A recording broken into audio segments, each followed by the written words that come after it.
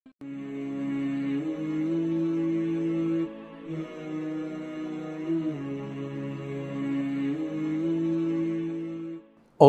মিনাশ শাইতানির রাজীম। বিসমিল্লাহির রহমানির রহিম। আমার প্রিয় দর্শক ও শ্রোতাবৃন্দ, আসসালামু আলাইকুম ওয়া রাহমাতুল্লাহি ওয়া বারাকাতুহু। আপনাদের সকলকে আমাদের ইউটিউব চ্যানেল ইসলাম ইন বাংলায় স্বাগতম জানাই। সঠিক ইসলামিক তথ্যবিদা, শরীয়তের সংবিধান ও ইতিহাস জানার জন্যে আমাদের চ্যানেলকে সাবস্ক্রাইব করতে ভুলবেন না এবং আমাদের অনুষ্ঠান নিজেরাও লাইক করুন এবং অন্যদের সঙ্গে শেয়ার করুন, যাতে অন্যরাও সঠিক ইসলামিক ইতিহাস ও শরীয়ত জানতে পারে। নেকিতে সহযোগিতা করুন। কোরআন বলেছে, আল্লাহ রাব্বুল আলামিন বলছেন, তাআওয়ানু আলাল বিররি ওয়াত তাকওয়া ওয়া লা তাআওয়ানু আলাল ইসমি ওয়াল উদওয়ান। নেকিতে এক অপরের সহযোগিতা করো, অন্যায় বা পাপে কেউ কারোর সাথ দিও না। তো আশা করি এই নেক কাজে আপনারা আমাদের সাথ দেবেন, আমাদের চ্যানেলকে সাবস্ক্রাইব করবেন এবং আমাদের অনুষ্ঠান অন্যদের সঙ্গে শেয়ার করবেন, যাতে অন্যরাও এর থেকে লাভবান হতে পারে। আপনাদেরকে অসংখ্য ধন্যবাদ জানাই। আজ 24 রমজানুল মুবারক। সুতরাং সর্বপ্রথম আজকের দিনের দোয়া পড়ব ও তার ব্যাখ্যা করব। তারপরে আজকের রাত্রে কত রেকাত নামাজ পড়তে হবে, কিভাবে পড়তে হবে সেটা উল্লেখ করব। অবশেষে আজকের দিনের ইসলামিক ইভেন্টস বা ইতিহাস আপনাদের সামনে তুলে ধরব।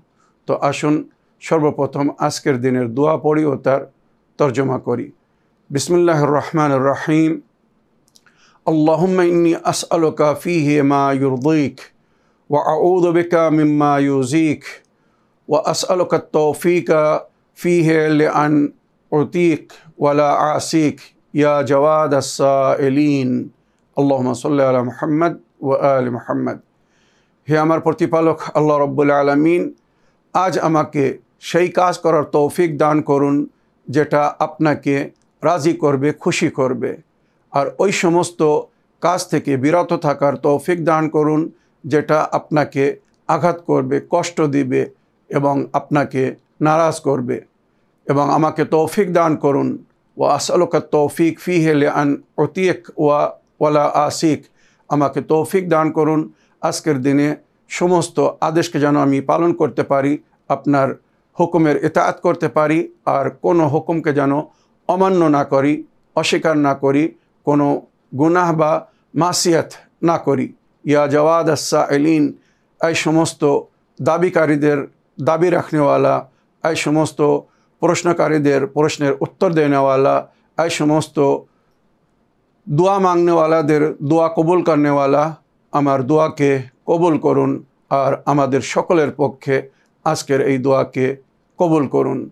আমিন ইয়া রাব্বাল আলামিন। আজ 24 রমজান, দিনগত রাত হবে 25 রমজানের রাত। সুতরাং আজকের রাত্রে 8 রেকাত নামাজ পড়তে বলা হয়েছে। প্রতি রেকাতে সূরা আল-হামদ 1 বার আর সূরা তাওহীদ 10 বার। নামাজের শেষে তাসবিহ জাহরা সালামুল্লাহ আলাইহা পড়বেন।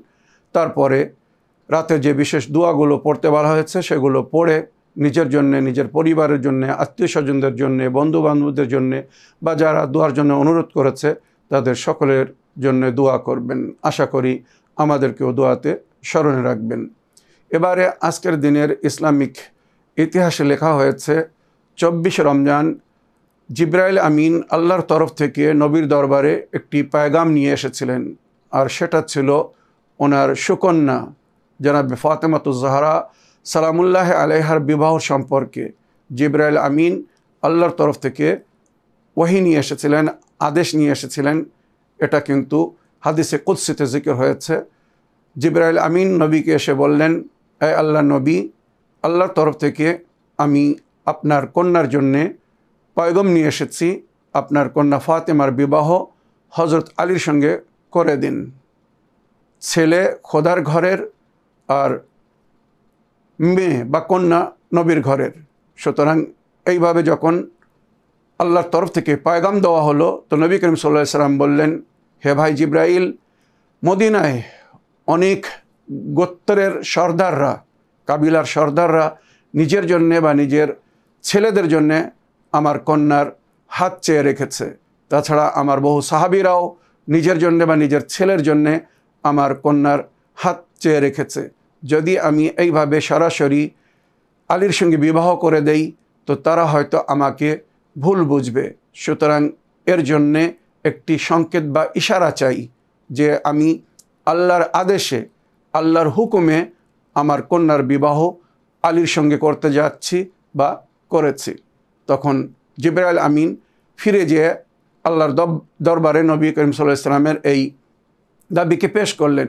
সঙ্গে সঙ্গে আল্লাহর তরফ থেকে ইশারা দেওয়া হলো, আজকে সন্ধ্যার সময় জোহরা তারা যে বাড়িতে নামবে, যে দরজার উপরে নামবে, আপনার কন্যা জাহরা সেই ঘরের বহূ হবে।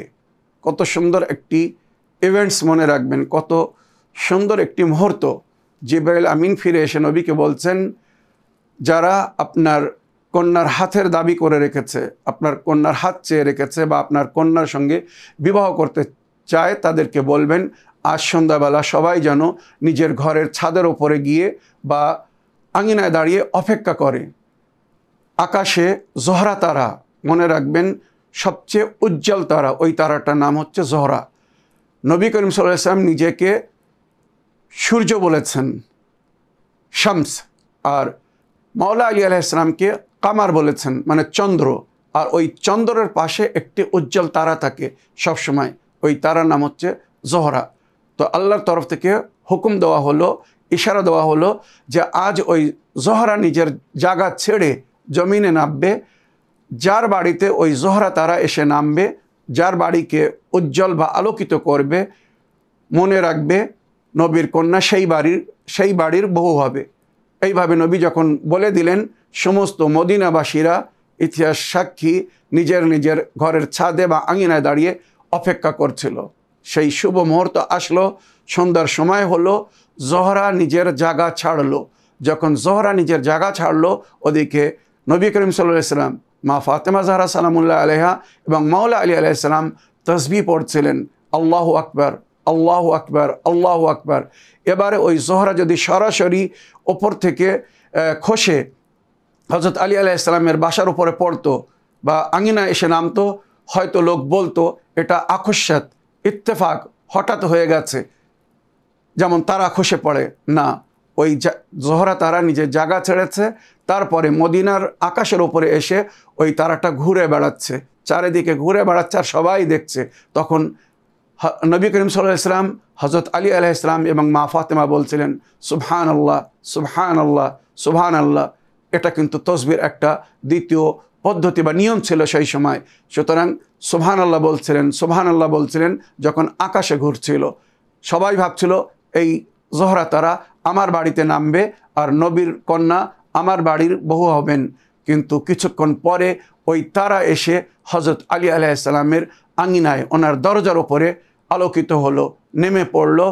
যেই মা ফাতেমা জাহরা সালামুল্লাহ আলাইহা জানতে পারলেন বা নবী জানতে পারলেন যে জোহরা তারা হযরত আলীর আঙিনায় এসেছে, হযরত আলীর দরজার উপরে এসেছে, সঙ্গে সঙ্গে নবী করিম সাল্লাল্লাহু আলাইহি ওয়াসাল্লাম, বিবি জাহরা সালামুল্লাহ আলাইহা এবং মাওলা আলী আলাইহিস সালাম তিনজনই শুকরের সেজদা করলেন আর বললেন আলহামদুলিল্লাহ, আলহামদুলিল্লাহ, আলহামদুলিল্লাহ। এইভাবে আল্লাহর জিকির হলো আর নবীর কন্যার যে একটা পায়গাম দেওয়া হয়েছিল সকলের সামনে সম্পূর্ণ হলো। তারপরে নবী করিম সাল্লাল্লাহু আলাইহি ওয়াসাল্লাম সবাইকে বললেন, দেখো আল্লাহর ইশারায়, আল্লাহর হুকুমে আমি আমার কন্যার বিবাহ আলীর সঙ্গে করছি। তারপরে সবাই হযরত আলী আলাইহিস সালামকে অভিনন্দন জানিয়েছিল। তো আজকের দিন এই তারার মাধ্যমে মা ফাতেমা জাহরা সালামুল্লাহ আলাইহা এবং মাওলা আলী আলাইহিস সালামের বিবাহের পায়গাম দেওয়া হয়েছিল। ছেলে ছিল খোদার ঘরের, কেননা মাওলা আলী আলাইহিস সালাম পবিত্র কাবা ঘরে জন্মগ্রহণ করেছিলেন, আর কন্যা ছিল নবীর ঘরের। কত সুন্দর একটা সম্পর্ক হলো বা একটা পয়গাম আসলো।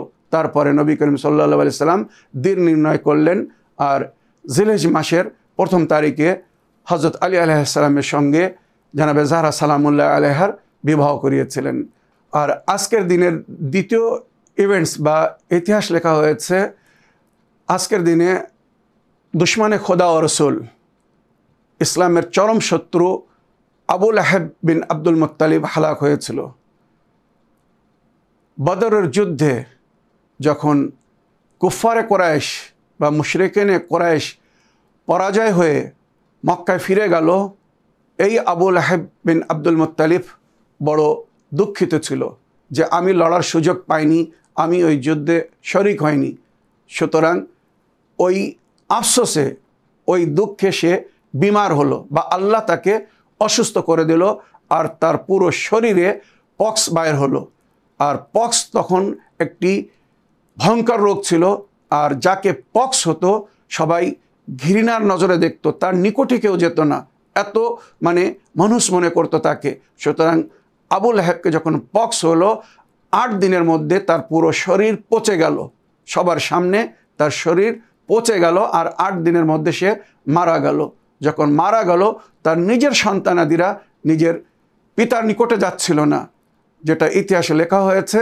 তার ছেলেরা, মেয়েরা, সন্তানাদিরা, ইতিহাসে লিখেছে তার ছেলে ছিল না, শুধু মেয়ে ছিল, বা অনেক ইতিহাস আবার লিখেছে না, ছেলে মেয়ে দুটোই ছিল। যাই হোক, তো তার সন্তানাদিরা কাঠের ছড়ি দিয়ে বা বাঁশ দিয়ে বা যা দিয়ে মনে করুন সেই যুগে যাচ্ছিল তাদের সামনে, ছড়ি দিয়ে বা লাঠি দিয়ে ওই লাশকে ঠেলতে ঠেলতে গর্তে ফেলে দিয়েছিল। তারপরে আগুন লাগিয়ে জ্বালিয়ে দিয়েছিল, যাহাতে ওই রোগ না ছড়ায় বা ওই মহামারী বা ওই ভাইরাস না ছড়ায়। চিন্তা করবেন। আর বাজ রাওয়ায়াত হিসেবে আবু লাহাবকে মক্কাবাসীরা পাথর মেরে ঢেকে দিয়েছিল, চারিদিক থেকে সবাই পাথর ছুঁড়ে পাথরের নিচে ঢেকে দিয়েছিল। তো আল্লাহর সত্তরের, নবীর সত্তরের, ইসলামের চরম সত্তরের এই সাজা ছিল প্রথম সাজা, যেটা দুনিয়াবাসীরা দেখেছিল। এটা একটি সংকেত তাদের জন্যে যারা আজও ইসলামের বিরোধিতা করছে, নবী ও নবীর দিনের বিরোধিতা করছে, আহলে বায়তের তালিমাতের বিরোধিতা করছে। হয়তো আল্লাহর গজব ও আযাব তাদের অপেক্ষা করছে, আর তাদেরও এই ধরনের হয়তো দৃশ্য দেখতে হতে পারে। আল্লাহ আমাদের সকলকে হেদায়েত দান করুন, আমরা যেন সঠিক ইসলামিক সংবিধানকে জেনে, সঠিক ইসলামিক ইতিহাসকে জেনে, সঠিক শরীয়তের নিয়ম শৃঙ্খলাকে জেনে সেটাকে পালন করতে পারি। এই বলে আমার আজকের বক্তব্য এখানে শেষ করলাম। ওয়া আখিরু দাওয়ানা আলহামদুলিল্লাহি রাব্বিল আলামিন। ওয়াসসালামু আলাইকুম ওয়া রাহমাতুল্লাহি ওয়া বারাকাতুহু।